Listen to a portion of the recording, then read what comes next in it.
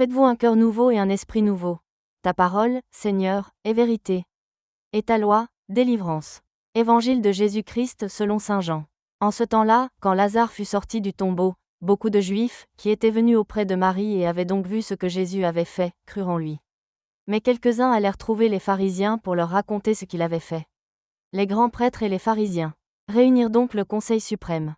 Ils disaient: Qu'allons-nous faire? Cet homme accomplit un grand nombre de signes.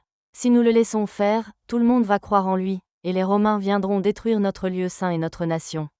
Alors, l'un d'entre eux, Caïphe, qui était grand prêtre cette année-là, leur dit: Vous n'y comprenez rien. Vous ne voyez pas quel est votre intérêt. Il vaut mieux qu'un seul homme meure pour le peuple, et que l'ensemble de la nation ne périsse pas. Ce qu'il disait là ne venait pas de lui-même.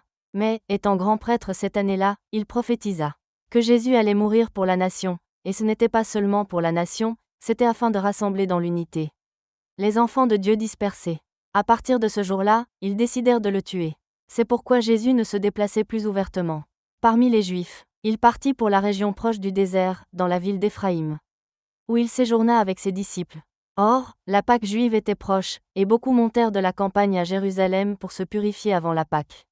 Ils cherchaient Jésus et, dans le temple, ils se disaient entre eux: Qu'en pensez-vous? Il ne viendra sûrement pas à la fête. Les grands prêtres et les pharisiens avaient donné des ordres. Quiconque saurait où il était devait le dénoncer, pour qu'on puisse l'arrêter. Acclamons la parole de Dieu.